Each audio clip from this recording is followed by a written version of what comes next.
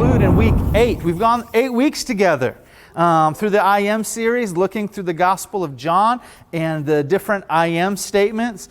Some of you think there's only 7 I am statements. We got an 8th one for you today, and it's not one we've made up. It's in the Scripture. And so we're going to be back in John chapter 8 here today. And Jesus has been making some declarations and demonstrations about who He is to reveal Himself to people, so that they might believe. And even still to this day, God still wants to reveal Himself to people so that they might have an experience with Him that allows them to make a decision and lead to new beliefs. And we're looking forward to that on Easter. And when you walked in, hopefully you got one of these cards. This is a reminder for you, so take a picture of it, but then place this in someone else's hand. This is an opportunity for us to be people that invite and include others in this Easter message. It'll be a life-giving, hope-filled message, and many people will come to church on Easter if they're invited by someone who they trust. Seeing a sign or getting a mailer might not say yes, but if someone they know, love, and trust would invite them, they would say yes. And so you get to be the person that they love and trust, and to be an inviter and say, hey, come to Easter with me and sit with me. We'd love to have you join, and look forward to the egg hunts and opportunities afterwards for kids and for families. But today the message is titled this: Who are you? As we conclude this I Am series, I think it's an important question that we ask: who are you? It may seem like a silly question, but it matters. None of us are neutral in this life. We're swimming in a culture, in a current American culture that we live here, a current Pacific Northwest culture. And if you don't know, the Pacific Northwest has a culture all of its own. We have personal experiences, we have a family history, and we have ingrained beliefs. And figuring out who you are is one of the most painful, difficult things in life, isn't it? I mean, I want to take you back to junior high. Some of you are like, no, don't do that to me. But junior high, it was one of the most painful, difficult times in life for me. It's this transition from elementary into junior high, but it's not just a school transition. It's a transition from childhood into your teenage years, and it's painful and arduous. It's a couple years that are challenging. The way you live, you have more questions than answers. Your body and mind are changing. And in the midst of this, you just want to be cool. You want to be accepted. You want to be acknowledged. And everything that was fighting against you being cool, your voice starts cracking. Not cool. Your body starts smelling. Not cool. Pimples start appearing. Not cool. And then you hit the hormones of puberty, and you can't even figure yourself out, let alone letting someone else try to figure you out. And it's got to be one of the most awful times in life. And you couldn't pay me to go back. You couldn't pay me to be a junior higher again. That's what I loved about being a youth pastor. I loved junior hires because I remembered how difficult it was. And I love my family. They were for me, but they didn't know all the times how to help me in my junior high years. And so my parents tried to help me be cool. My dad decided that during my junior high years was the time he was going to save some money by learning to cut our hair. It's an awful time for him to try to become a barber in your life. And so he bought what was called the Flowbee. The Flowbee was an as seen on TV infomercial. It was this hair cutter that had these attachments that you determined the length you wanted to cut. And you hooked it up to this big yellow box. And then it had a hose that hooked up to your vacuum cleaner. And you turned on the vacuum cleaner and it would cause the suction and it would suck up your hair to the length it wanted, and then it had these razors going back and forth, and it would cut your hair, and the idea would be it could cut your hair, none of it would fall on you. My dad didn't want to just hook it up to the vacuum cleaner, he wanted to hook it up to the shop vac. And so he would bring the Sears shop vac into the kitchen and sit us down, and he turned this on, and my little brother, I forever remember, he was the first, he held onto this chair for dear life like it was going to suck him up into this tube. He then cuts my hair. He decided that a Flowbee bowl cut would be the ultimate cool haircut. It was terrible. It was awful. He decided to cut my sister's hair as well. He went for her bangs and they came out awful. And my mother looked at him and said, "Stop. You will never do that again." And we thought we were all off the hook. But the only person that stopped getting their haircut was my sister. My dad kept experimenting on us boys, and we had these awful haircuts. And then on top of that, shoes were a cool thing, so I wanted cool shoes. And at that time, the Reebok pumps came out. I mean, Sean Kemp was wearing them in the dunk contest, and they were all over, and so I wanted a pair of Reebok pumps. I let my dad know. My mom came home with a shoebox. I opened it up. It was the Rydell pumps.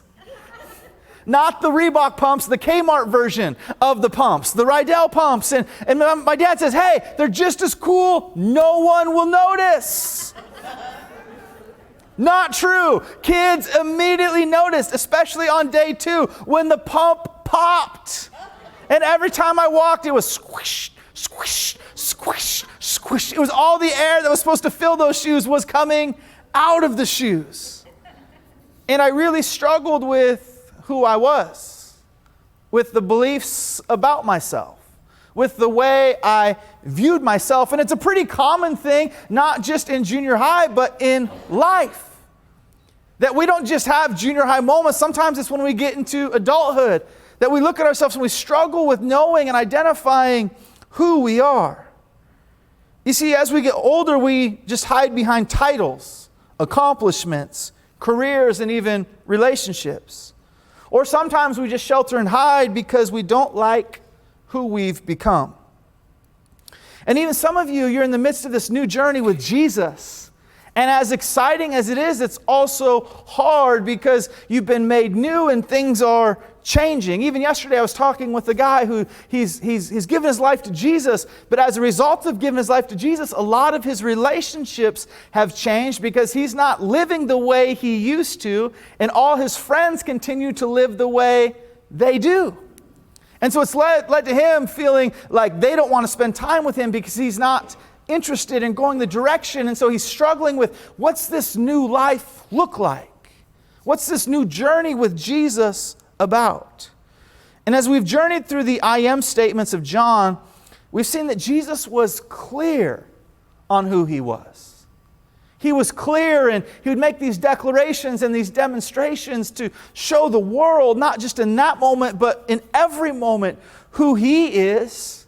And it can also bring clarity to when you put your belief in him, who you become.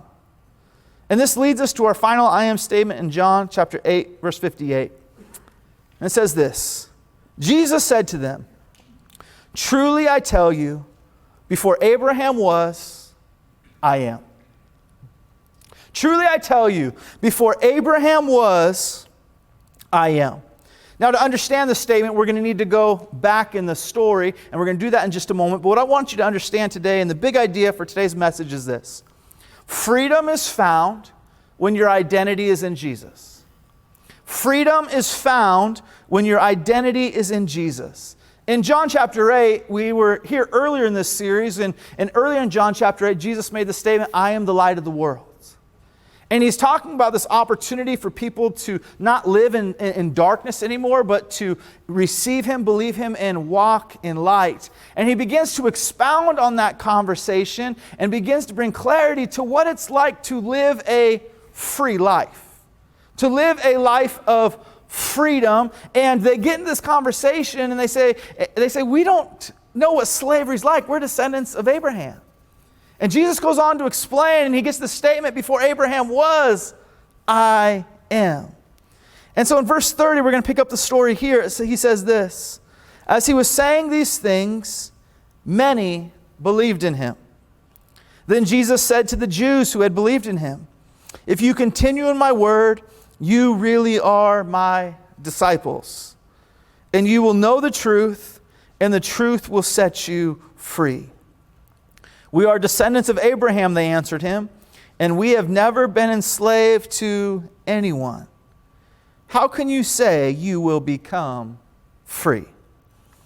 Jesus responded, "Truly I tell you, everyone who commits sin is a slave of sin. And a slave does not remain in the household forever, but a son does remain forever.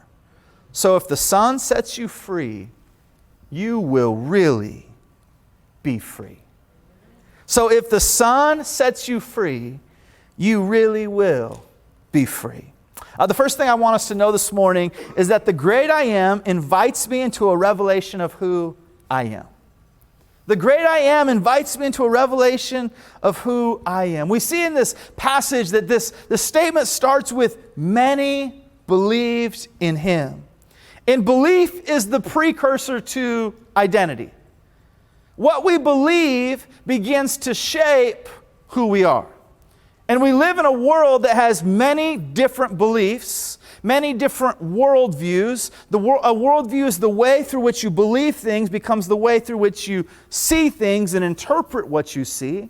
And as a result, we live in a culture that has many different ideologies and belief systems. Therefore, we live in a world that struggles with identity. We have an identity crisis in America. And it results not from what people think, but from what they believe. And so when you have a different ideology, a different worldview, what tends to happen? We tend to set each other up in arguments and in divisions. And so our world and our culture is more divided than ever based on belief systems, based on ideologies and ways of looking and thinking that begins to divide us. We've seen that in workplaces, we've seen that in government, we've seen that in our own communities, we've even seen it in our own families. How many of you know that you have family members that believe differently than you? Man, it happens within you and your marriage and your children and your brothers and sisters and your extended family. I'll forever remember that there's a time we were sitting at the dinner table at our house, and my brother's always been someone who believed things that were a little more extreme than me. Like he latched on to some beliefs about some things and situations that I'm like, I just don't know if I can believe that. I don't think that's true. And to him, it's true. It's really true. And so I'll forever remember we were sitting at the dinner table and we were, I was in college and he was in high school and he's just in the midst of taking a bite. He says, "Do you know you can skydive without breathing?" I said, "What?" He said, "Yeah, you can skydive without breathing." I said, "No, you've got to breathe. You've got to get air in your lungs. I don't care how high the jump is. You've got to fall, and if you want to hit the ground safely, you've got to breathe." He's like, "No, you don't need to breathe." I was like, "Well, then how do you get oxygen into your blood?" He's like, "You're actually traveling so fast through the atmosphere that oxygen hits your pore skins and gets into your bloodstream, and you don't have to breathe." I said, "That's the most absurd thing I've ever heard. That's not true." He's like, "It is true." I said, "Well, how does it get through the clothing that they're wearing?" He's like, "Well, obviously you'd have to skydive naked." And I'm like, well, how did this go so far downhill? And so like our joke in our family now is like sometimes we'll just be eating dinner and someone's like, "Hey, do you know you can skydive and you don't have to breathe?"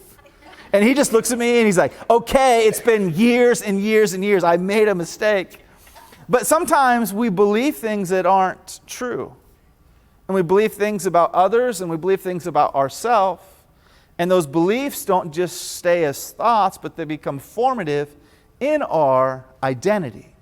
And so it's important that our beliefs match what God says, who Jesus has revealed himself to be, so that we can clearly see him for who he is. And as a result, when you see Jesus for who he is, you can now see yourself for who he says you are.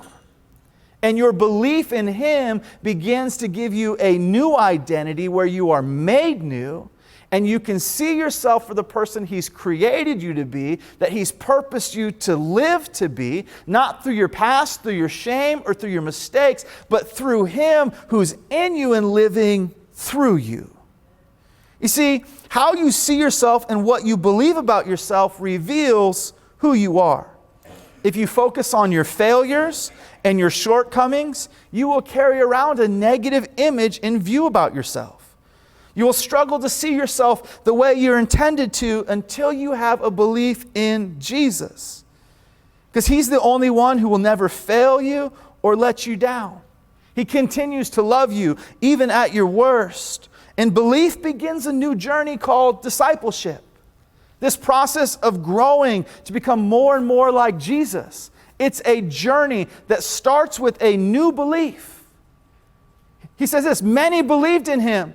And He says, if my word remains in you, you will be my disciples. That there's a journey we go on, and it's the importance of growing in community. I believe in Sundays, but I believe in what's going on in this church right now through Build Nights. And we just concluded a session, and we're going to start another session the Wednesday after Easter.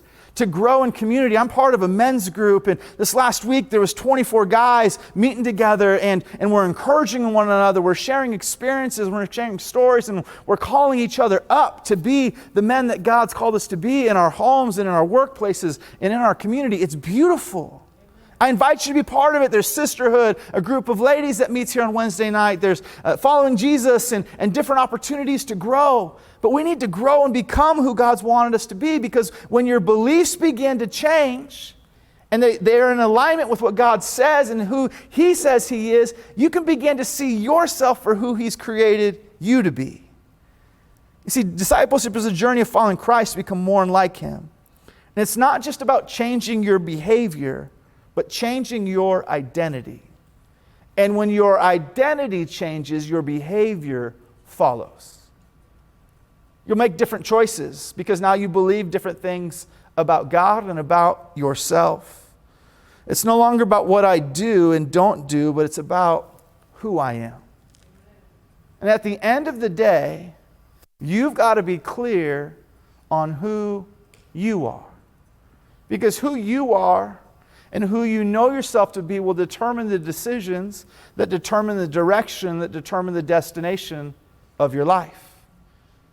And all of our decisions are products of our beliefs. And sometimes they're deep-held beliefs, and sometimes there's belief in the moment. But all of our decisions are outflows of what we believe. The second thing I want us to understand today is there's freedom in the truth Jesus revealed. There's freedom in the truth Jesus revealed. In verse 32, He said, you will know the truth, and the truth will set you free. You will know the truth, and the truth will set you free. A few years ago, I went over to a friend's house for dinner, and they were having a taco bar, and they'd put little cute decorative cards up that like labeled everything. Like we needed to know what cheese was, right? Like they're like cheese, black beans, sour cream. I'm like, really cute, but the food is what I'm here for. And so we make our taco bar, and we have tacos, and we're having great fellowship, and there was just something a little different about the tacos. They just tasted a little different than I was used to, and it's not that I didn't like it, I just didn't love it. But I'm the guest, and so I'm being polite. Oh, thank you so much for having us over. Thank you for making the tacos. And then the lady who made them came over, and she put her arm around me. She's like, did you love those tacos? I'm like,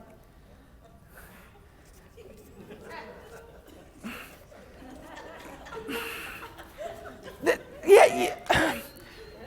I said, I haven't had anything like them before.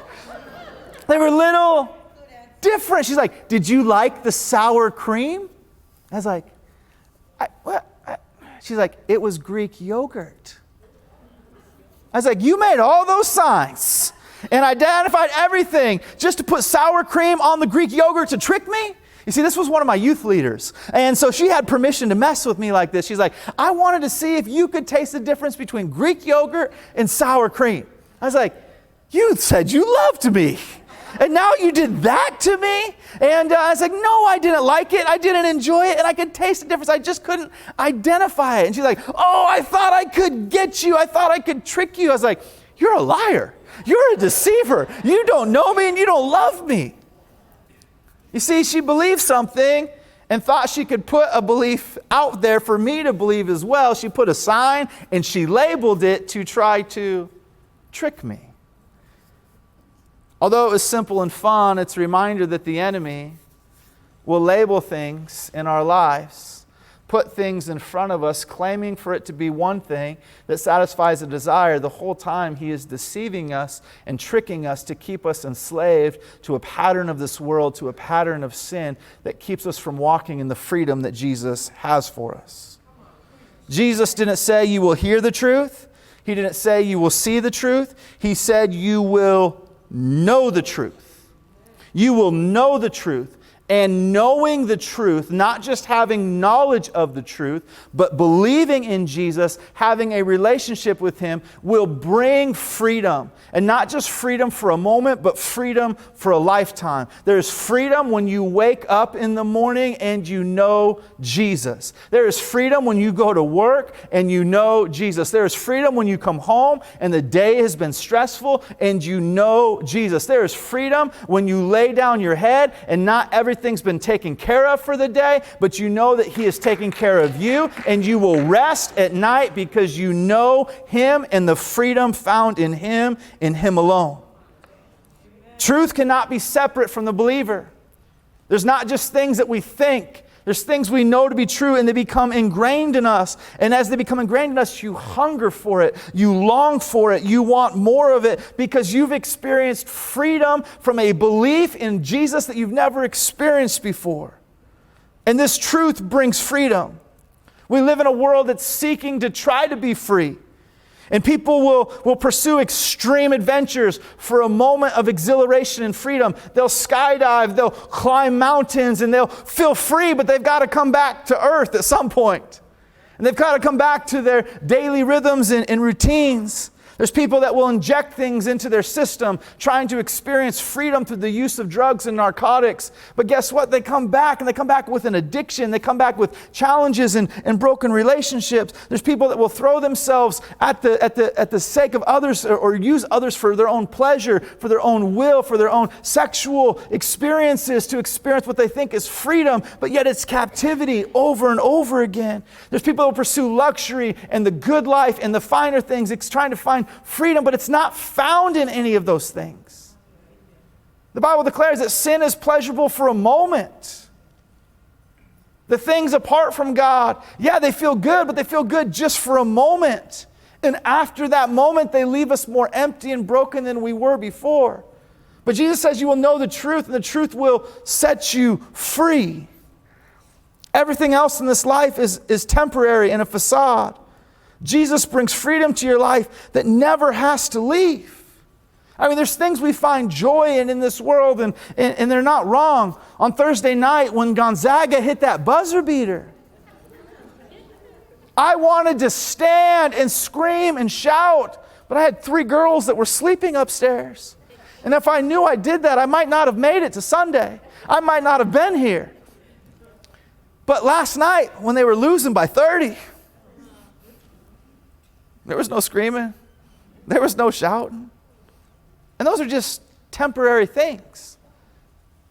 Meaningless things that provide moments of entertainment and joy, and I still enjoy them, but my identity is not found in them.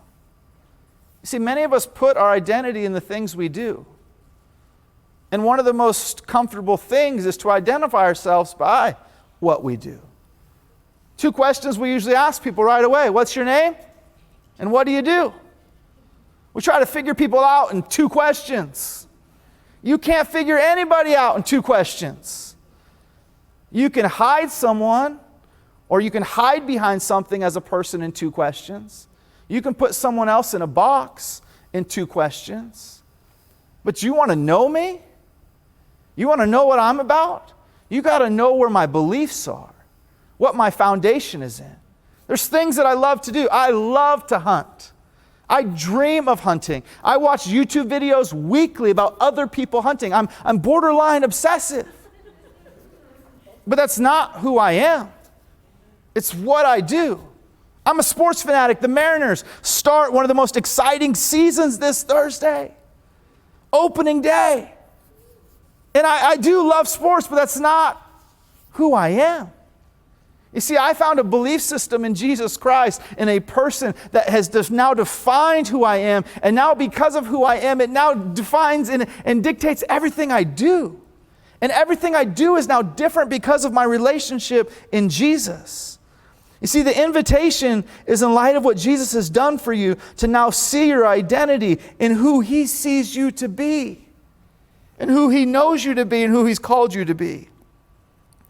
The third thing, a wrong identity leads to a place of captivity. In verse 33, we see the response from those who had just believed in Jesus. They said, "We are descendants of Abraham," they answered Him. "We have never been enslaved to anyone. How can you say you will become free?" How can you say you will become free? Jesus responded, "I tell you, anyone who commits sin is a slave to sin." Many people struggle to find freedom because they don't change where their identity is found. Attachment to the wrong thing will keep you enslaved. They were enslaved and they didn't even know it. They said, "We're descendants of Abraham. We've never been enslaved." And Jesus is looking at him and saying, "You can put your identity in that, and your life will still continue repeating habits and patterns of sin, but I want to offer you a new way." And think about this. Who are they saying this to? They think they're saying it to another man, but they're saying it to God in the flesh. Jesus was there in that moment, and they were saying, "We've never been enslaved." Some of you here today, you think you've never been enslaved, but you're enslaved and you don't even know it. You're caught up in a cultural system, in a structure within American culture that's running you ragged. It's beating you up and putting you down. You're looking for validation in others and in things that can never be found. You have a belief system that thinks if you work harder, you try harder, at some point you'll attain the status that you've longed for. But with that promotion or with that relationships comes new challenges, comes new difficulty. And you're stuck in a cycle of not understanding who you are because you believed that when you arrived at the place you've arrived, that it would bring the freedom you desired, but yet it's brought more challenges and problems than you anticipated. And so you feel hopeless. You feel stuck. You feel like, well, maybe it's the next thing or the next one. But the truth is, until you see yourself for who God created you to be, you'll continue in that same system. Because you have a wrong identity and a wrong beliefs about Jesus and about who you are. Jesus offers us freedom to where we're no longer a slave to sin. We're no longer formed by the circumstances in this world, but you are made new in Christ Jesus. You're not just a better version of yourself. You are a brand new version of who God created you to be. You see, belief in Him sets you free, and belief in Him keeps you free. Belief in Jesus sets you free, and belief in Him keeps you free. That you can live a free life every day of your life when you put your hope in Jesus. Because what He did on the cross, when He went to the cross and He paid the penalty for your sins, it releases you from the burden of sin.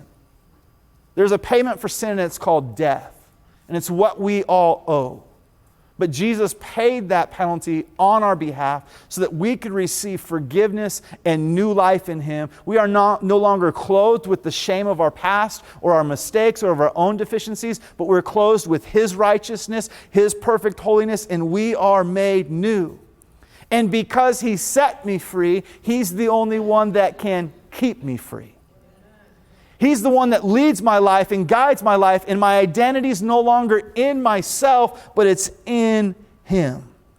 And I close with this. Who you are is not found in what you do, but revealed in what you believe. Who you are is not found in what you do, but revealed in what you believe. So many of us were taught that our resume is what's going to move us forward. And what you have on your resume is what's going to promote you to the next thing. And that's the way our world works. It looks at our past accomplishments, our current things, and it promotes us based on that. God looks at you, and He's not looking at your resume. He's looking at your heart. He's looking at what you believe. He's looking at if you will put your life and trust in Him, and that will determine every step you go forward. It's important to understand in a room like this, some of you have been following Jesus for a long time, and for some of you it's new to you, and for some of you it's discovering whether this is the life you want to live. And sometimes we can become intimidated. We can look at someone who's preaching on a platform or sitting in a row next to us, and we think, man, I can't do this. They're so much better than me. Can I tell you, in a church, there's no one better than anyone else. There is not one. God does not look down and say, they're better, they're better, they're better, they're worse. He looks and says, you're all a mess. On your own, you're all a mess. But I love that mess. And I've got a message for people that are stuck in the mess. And I was willing to go to the cross so that they don't remain in a mess, so that they can believe in me and they can see who I am, and I'll be clear about who I am. And now they can begin to understand who they are in and through me. And that when you stay in Christ, you stay free. Listen to this. He closes with this thought. A slave does not remain in the household forever, but a son does. So if the Son sets you free, you really will be free. A son remains forever. So if the Son sets you free, you really will be free.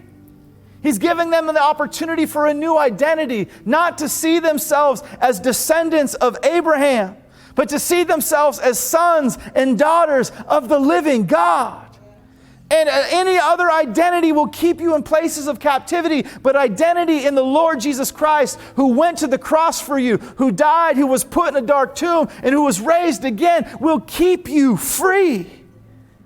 And not just kind of free, not just momentarily free, but you really will be free.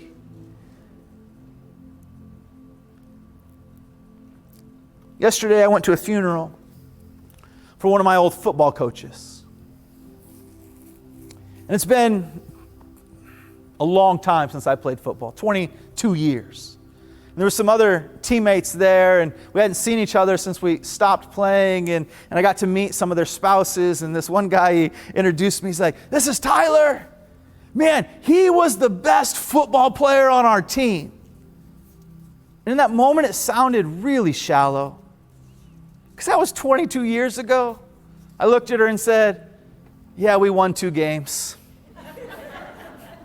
It's not a great accomplishment to be the best on a bad team. I said, your husband was awesome, but can I tell you about what's taken place in life since then? You know, because at 18, I would have loved that identity. But if I still carried that identity at 40, big problem. The challenge is sometimes we still carry identities of snapshots in our moments that we think bring validation that don't, that think bring worth but don't. But when I made the decision at 16 to put my life in Jesus, to follow Him each and every day of my life, that's the decision I've never regretted. That's the path I'm most proud of, because it's the only path in my life that has brought in freedom, that has brought in purpose, that has brought in meaning, that lasted more than a moment, that lasted more than a season, that shaped me, that's calling me, and is continuing to lead and guide me. And Jesus invites you to find your identity in Him. And when He reveals who He is, it's in partnership with who we can now be in Him. When Jesus said, I am the bread of life, my identity is now that I am satisfied.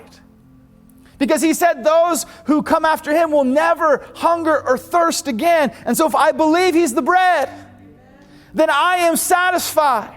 And in moments when I'm dissatisfied, I'm reminded that I'm looking to the wrong thing or the wrong person to bring my satisfaction, because it's in Jesus and Jesus alone. When He declared that He's the light of the world, it means that I am found and I am never without hope. That dark days and dark moments cannot overwhelm the light of Jesus. Because light cannot overcome darkness, but darkness dispels light. So when things seem dark, when things seem hopeless, the light of Jesus is present, it is known, and it is revealed to me, in me, and through me because of who He is.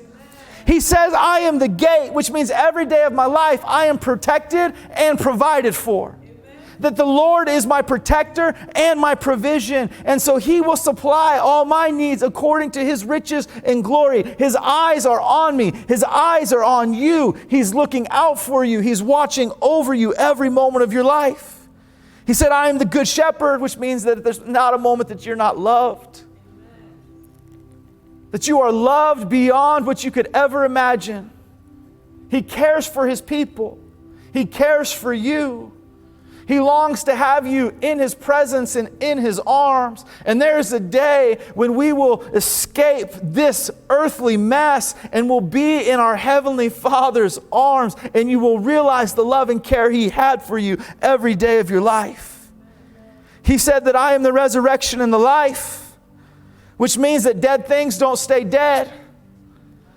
That we are not without hope, that hope is not lost. Even when Lazarus was in that tomb, and he had decayed and was smelly, but at the word of Jesus, life came forth, life was renewed, and hope was not lost, but it was found. And so it's a reminder that Jesus is still speaking, He's still resurrecting, He's still bringing new things to life, and so I will put my faith in Him, and even when it seems like it's over, it's not over, because God will speak. He said, I am the way, the truth, and the life, which means every day of my life I have direction. And because I have direction, I know where I'm going. I know who's going before me. I know who I'm going with. And I know what my destination is. And so I live each day with purpose and direction because He's already made a way where there seemed to be no way. And He is leading and guiding our church in your life. He says, I am the true vine. Which means that we are designed that while we're on the side of eternity, that every day of our life we'll be bearing godliness and good things for our benefit and for others. I mean, I continue to be blown away at the desperation of people in our culture right now. They're desperate, and their desperation doesn't even make sense. On Thursday, I left the church, and out in front of the kids' classrooms on the sidewalk there, we have these shrubs that we'd planted and were growing. On Saturday morning, we came and our shrubs were gone. They stole our shrubs. Who steals shrubs? Only in Spanaway. I called Pastor Steve. I said, Steve, why did you pull the shrubs? He's like, I didn't pull the shrubs. I was like, where'd they go? He's like, someone stole our shrubs. I was like, man, that's desperate. I'll buy you shrubs. They stole our shrubs. I was confused. I still am confused. There was dirt spread all over the parking lot and all over the sidewalk. I was like, who steals little green shrubs? What do you do with them? Do you plant them? Do you sell them? Or are you just angry at the church? But last night I was thinking about it. I was like, man, people are just desperate right now. They're desperate. I'm praying our other shrubs don't get stolen. They took half, but the other half are still here. So we live in a place that's desperate. And God has placed His church in a desperate culture, in a desperate moment, that we would bear godliness in so much fruit that the desperation would begin to subside because people have found hope in Jesus and Jesus alone. They may have come to steal shrubs, but I'm praying that they will encounter someone in this church that will have fruit, the fruit of godliness, of patience, of kindness and goodness, that their life will be transformed. And that's why God's placed us here, so that we might have a different set of beliefs that lead to a different identity, so that we think differently, we love differently, we serve differently, and when we go from here, we are sent. When you look at yourself in the mirror, do you know who you are? Do you love who God's created you to be? If the answer is no, then today's your day. Today's your day to find freedom and freedom that will be daily and everlasting. Would you pray with me?